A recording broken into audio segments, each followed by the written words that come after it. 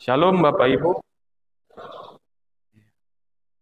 kita bersyukur kepada Tuhan karena kita masih beroleh diberi kesehatan sehingga kita boleh duduk di rumah Tuhan di penghujung tahun 2024 ini. Dan hari ini firman Tuhan dalam tema yang akan disampaikan Tuhan oleh hambanya, yaitu mengakhiri tahun dalam terang dan hikmat Tuhan. Bapak, Ibu, dan juga saudara yang diberkati oleh Tuhan, dalam liturgi gereja, malam ini disebut liturgi malam akhir tahun. Jadi malam akhir tahun adalah waktu untuk refleksi, di mana kita berefleksi merenungkan berkat Tuhan, di mana kita merenungkan kegagalan, di mana kita merenungkan bagaimana Tuhan berjalan bersama dengan kita di tahun 2024. Jadi Bapak, Ibu, dan juga saudara yang diberkati oleh Tuhan, dalam menghadapi tahun baru yang tinggal hitungan jam, kita diingatkan untuk melanjutkan perjalanan dengan terang dan hikmat Tuhan. Jadi dalam bacaan pertama yang dibacakan oleh Penatua DP Sembiring tadi, dalam 1 Raja-Raja 3 ayat 5-14, Bapak Ibu Saudara, bacaan ini mau mengarahkan kita ke dalam pemahaman untuk merenungkan pilihan hikmat dalam hidup. Makanya di dalam berkisah tentang bagaimana Salomo, seorang raja Israel, diberikan sebuah pilihan oleh Tuhan. Mau pilih hikmat atau kekayaan atau umur panjang. Bapak, Ibu, dan juga saudara yang diberkati oleh Tuhan, kalau kita hidup di dalam dunia ini, siapa sih yang tidak ingin berumur panjang? Siapa sih yang tidak menginginkan kesuksesan? Semua tentu saja mau menerima itu dalam kehidupan. Tapi pada saat ini Bapak Ibu Saudara, kita diingatkan tentang pilihan seorang raja, di mana dia memilih hikmat daripada kekayaan dan umur panjang. Jadi pilihan Raja Salomo menunjukkan sebuah kerendahan hati dan prioritas untuk memenuhi panggilan Tuhan. Jadi dari sikap seorang Raja Salomo ini Bapak Ibu Saudara, kita diajak untuk merenungkan, kita diajak untuk berefleksi. Apakah prioritas hidup kita di tahun 2024 ini, mulai dari bulan Januari sampai di penghujung Desember 2024 ini? Apakah prioritas hidup kita sudah selaras dengan kehendak Tuhan Yesus Kristus? Itulah yang menjadi sebuah perenungan bagi kita Bapak Ibu Saudara.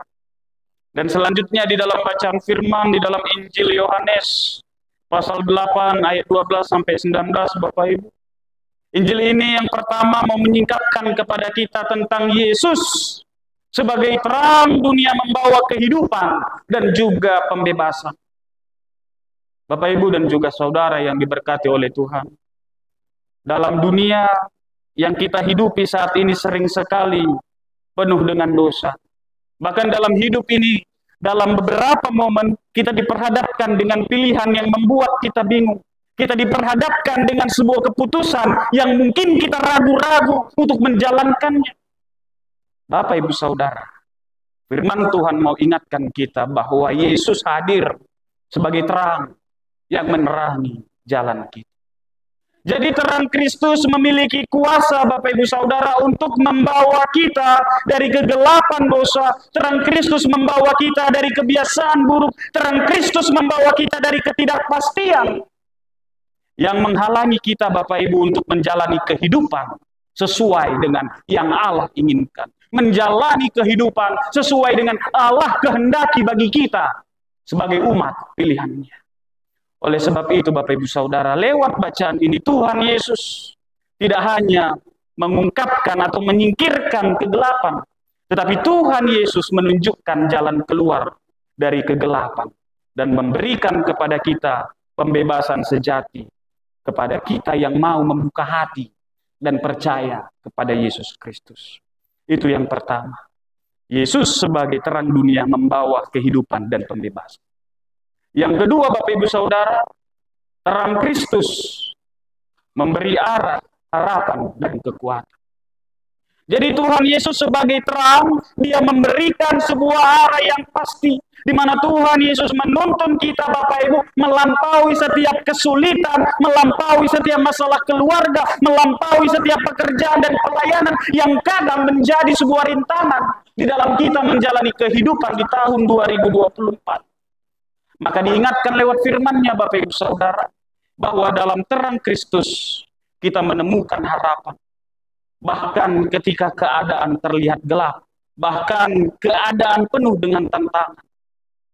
Bapak, Ibu, dan juga saudara yang diberkati Tuhan, sepanjang tahun 2024, mungkin di dalam pekerjaan ada yang diterima, mungkin juga di dalam pekerjaan ada yang resign ataupun dipecat atau di PHK. Mungkin sepanjang tahun 2024 ada yang mengalami sukacita, atau juga mengalami duka cita karena ditinggalkan oleh orang yang dikasihi. Oleh sebab itu Bapak Ibu Saudara, mau diingatkan lewat firman Tuhan ini bahwa terang Kristus memberikan kekuatan, bahwa terang Kristus berjalan bersama dengan kita, bahwa terang Kristus menjadi bukti bahwa Dia memampukan kita menghadapi setiap perintangan dan tetap setia untuk tetap berada di jalur panggilan. Bapak Ibu rasakan itu? Rasakan ya? Kalau tidak Bapak Ibu rasakan, mungkin yang berduka cita tidak dapat mampu untuk bangkit berdiri. Mungkin Bapak Ibu kalau tidak merasakan yang di PHK, tidak sanggup lagi untuk memotivasi diri, sehingga mengakhiri hidupnya, bunuh diri. Tapi saya tidak melihat itu di jemaat GKI Sumut Gunung Sinabung. Artinya apa? Artinya Tuhan tetap menyinari kita dengan wajah-Nya, seperti berkat yang kita terima. Tuhan menyinari engkau dengan wajah-Nya dan memberi engkau kasih karunia. Tuhan menghadapkan wajah-Nya kepadamu dan memberi engkau damai sejahtera. Itulah yang kita rasakan sepanjang tahun 2024. Sehingga Bapak Ibu Saudara, kita boleh merasakan sukacita. Kita boleh merasakan penyertaan Tuhan. Itu adalah terang yang memimpin langkah hidup kita sepanjang tahun 2024. Sehingga Bapak Ibu Saudara, ingat dan percayalah bahwa Bapak Ibu bisa sampai di penghujung tahun 2024 ini. Itu karena Tuhanlah yang memampukan kita menghadapi suka, melewati duka, dan rintangan di setiap kehidupan kita. Itu yang kedua. Yang ketiga Bapak Ibu Saudara, panggilan untuk berjalan dalam terang Kristus. Berjalan dalam terang Kristus Bapak Ibu Saudara, ini berarti kita harus mengasah hidup kita sesuai dengan kebenaran dan kasih-Nya. Ini mencangkup Bapak Ibu Saudara meninggalkan dosa dan menjadikan kehendak Tuhan sebagai prioritas di dalam kehidupan kita. Sepanjang kita menjalani PA tahun 2024, Bapak Ibu Saudara, banyak hal yang menjadi poin-poin bagi kita, bagaimana kita boleh memprioritaskan hidup kita kepada Tuhan. Salah satu yang saya ingat Bapak Ibu Saudara yang kita bahas di PA adalah integritas, yaitu persamaan perkataan dan juga perbuatan. Yang kedua, persamaan yang dilihat dan juga yang dikatakan. Kalau kita sudah melaksanakan itu Bapak Ibu Saudara, maka kita sudah menerapkan firman Tuhan di dalam kehidupan kita. Berat Bapak Ibu Saudara. Tapi ketika kita berserah kepada Tuhan, ketika kita menyerahkan hati dan hidup kita kepada Tuhan, Dia akan menolong kita untuk menjadi orang yang lebih bijaksana dan berhikmat sebagai orang yang memegang keselamatan dari Tuhan Yesus Kristus. Jadi ketika kita berjalan dalam terang-Nya Bapak Ibu Saudara, hidup kita akan menjadi terang bagi orang lain. Hidup kita akan memancarkan kasih, hidup kita akan memancarkan damai sejahtera, bahkan hidup kita akan memancarkan kebenaran. Dari mana kebenaran itu? Dari mana kasih itu? Dari mana damai sejahtera itu? Itu semua berasal dari Tuhan yang tampak lewat kehidupan kita Bapak Ibu Saudara. Itulah yang ketiga. Maka malam hari ini Bapak Ibu Saudara, di malam akhir tahun 2024, kita diingatkan tugas kita. Kita dipanggil untuk berjalan dalam Kristus menyongsong tahun 2025. Mungkin kita tidak tahu apa yang terjadi tahun 2005, Bapak Ibu Saudara. Mungkin di sana ada duka, mungkin di sana ada sukacita. Ya kan Bapak Ibu Saudara? Di tahun 2024 ini kita mengalami yang namanya banyak hal duka cita.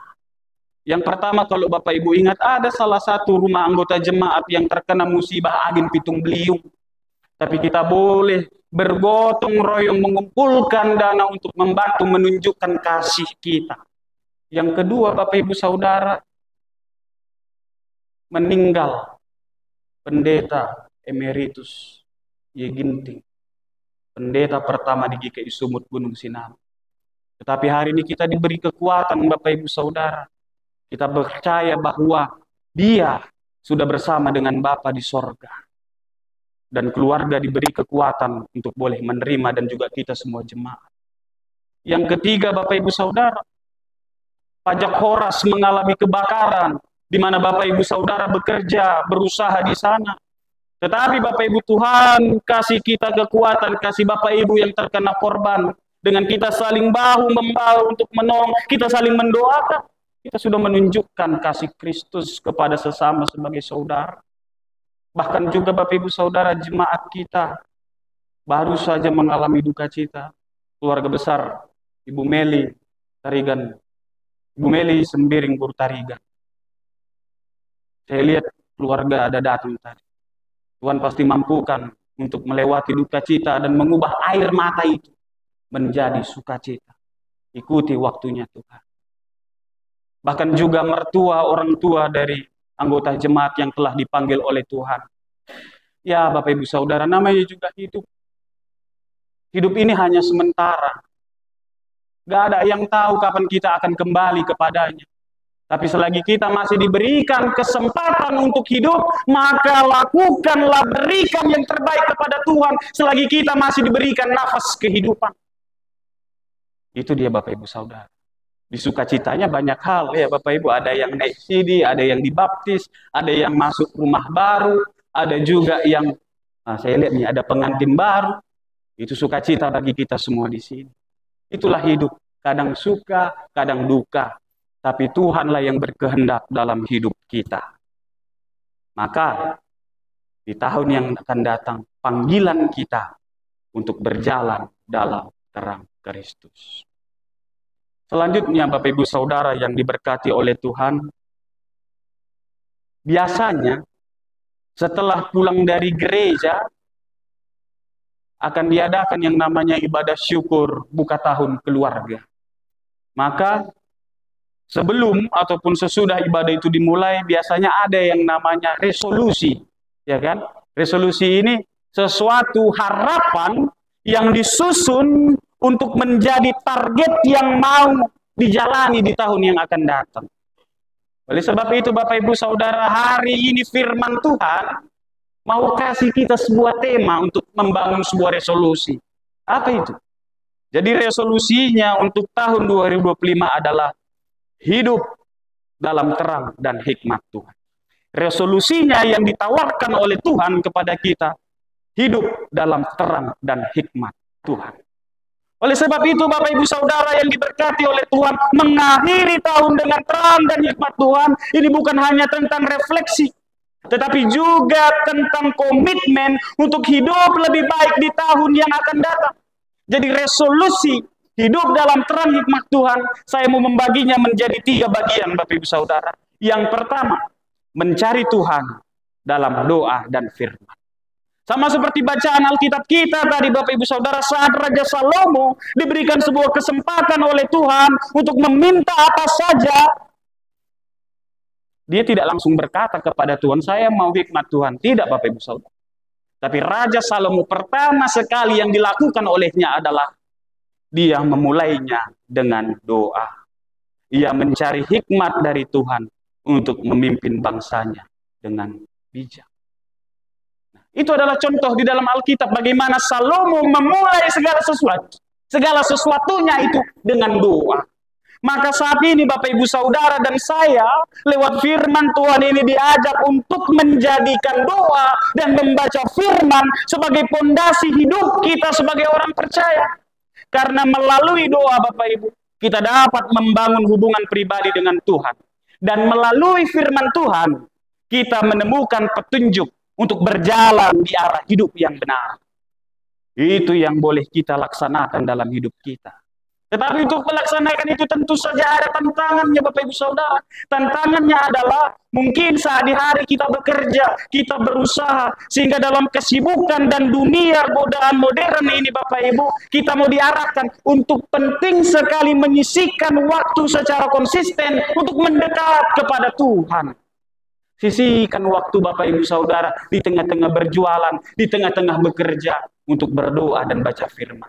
Untuk beribadah kepada Tuhan, untuk mengikuti persekutuan-persekutuan yang telah menjadi program Tuhan lewat gereja GKI Sumut Gunung Sinabung. Itu yang pertama, mencari Tuhan dalam doa dan firman. Yang kedua Bapak Ibu Saudara, mengutamakan kehendak Allah di dalam mengambil sebuah keputusan.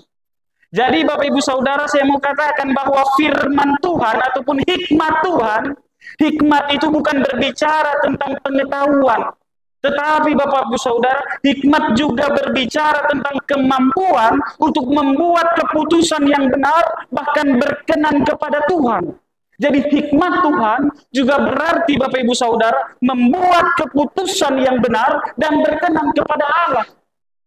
Contoh, hikmat Raja Salomo, di mana Tuhan memberikan dia hikmat untuk memampukannya menyelesaikan konflik dan memimpin dengan adil. Maka Bapak Ibu Saudara, firman Tuhan mau ingatkan kepada kita untuk memiliki sebuah prinsip hidup Bapak Ibu. Yaitu dalam setiap keputusan, Bapak Ibu dan saya diajak untuk bertanya kepada Tuhan sebelum mengambil keputusan. Ya kan? Kita dituntut untuk bertanya kepada Tuhan. Tuhan, apakah keputusan yang kupilih ini sesuai dengan kehendak-Mu? Baik itu mengambil keputusan dalam keluarga, pekerjaan, atau pelayanan. Tanyakan sebelum memilih, sebelum melangkah. Tuhan, apakah yang kupilih ini sudah sesuai dengan yang Kau kehendaki untuk kulakukan lewat hidupku? Karena Bapak Ibu Saudara, keputusan yang selaras dengan kehendak Tuhan, ya, saya mau katakan lewat firman Tuhan, keputusan yang diambil dengan selaras dengan kehendak Tuhan, itu akan membawa damai sejahtera dan berkat. Itu dia. Maka sebelum kita mengambil keputusan, tanyakan itu kepada Tuhan. Doakan, lalu laksanakan. Kalau sudah sesuai dengan kehendak Tuhan, maka itu akan mendatangkan damai dan berkat bagi kita yang melaksanakan. Tentu di dalam melaksanakannya ada tantangannya Bapak Ibu Saudara. Yaitu tantangannya ketika kita mengutamakan kehendak Tuhan, berarti kita berani menolak apa yang dunia tawarkan. Contoh, seperti kompromi tentang masalah moral, seperti kompromi tentang keputusan untuk menguntungkan diri sendiri. Lewat PA mau diingatkan kepada kita, jangan kita memiliki yang namanya egosentrisme. Ya kan, melakukan segala sesuatu untuk keuntungan diri sendiri, tidak, tapi untuk kehendak Tuhan dan kepentingan bersama. Itu dia yang kedua Bapak Ibu Saudara. Yang ketiga Bapak Ibu, memancarkan terang Kristus. Bapak Ibu Saudara, sebagai anak-anak Tuhan, sebagai orang yang percaya kepada Allah, kita dipanggil untuk memancarkan terang Kristus di dalam kehidupan kita di dunia. Karena terang Kristus tidak hanya menerangi jalan kita, tetapi terang Kristus juga memanggil kita, Bapak Ibu Saudara, untuk boleh menjadi terang bagi orang lain. Ini mencangkup bagaimana kita menjadi terang di tengah keluarga. Ini mencangkup bagaimana kita menjadi terang di tengah pekerjaan. Dan ini juga mencangkup bagaimana kita menjadi terang di tengah-tengah gereja dan masyarakat. Oleh sebab itu Bapak Ibu Saudara, kita semua diajak untuk menjadi teladan dalam kasih, menjadi teladan dalam keadilan, dan menjadi teladan dalam kebenaran.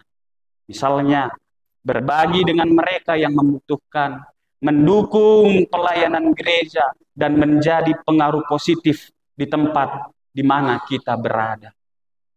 Dan tentu saja Bapak Ibu Saudara, untuk memancarkan terang Kristus akan ada tantangannya. Contohnya, sering sekali banyak orang yang menuntut kita untuk memiliki sikap hidup yang sama dengan dunia. Tapi kita harus ingat Bapak Ibu Saudara, kita bukan berasal dari dunia, walaupun kita tinggal di dalam dunia. Kita berasal dari Allah. Makanya itu pengharapan kita akan kembali bersama-sama dengan Allah. Maka tolaklah segala tantangan dunia dan hiduplah sesuai dengan kehendak Allah. Jadi lewat resolusi ini Bapak Ibu Saudara, ketika kita sudah merenungkannya, saya mau mengajak Bapak Ibu untuk mengatakan bersama-sama, saya mau hidup dalam terang dan hikmat Tuhan. 2, 2, 3. Tuhan menolong dan memimpin Bapak Ibu dalam terang. Jadi Bapak Ibu Saudara, sebagai penutup dalam firman Tuhan, di malam akhir tahun ini kita mengambil komitmen baru untuk menghidupkan terang dan hikmat Tuhan. Jadi dalam terang Kristus Bapak Ibu Saudara, itulah yang menjadi paduan, dan hikmat Allah itu menjadi kekuatan kita, sehingga kita dapat menghadapi tahun 2025 nantinya dengan keberanian dan iman yang kokoh. Bapak Ibu Saudara yang diberkati Tuhan, biarlah hidup kita menjadi berkat bagi orang lain. Biarlah hidup kita memuliakan Tuhan di setiap langkah yang kita putuskan dan kita ambil. Tuhan memberkati.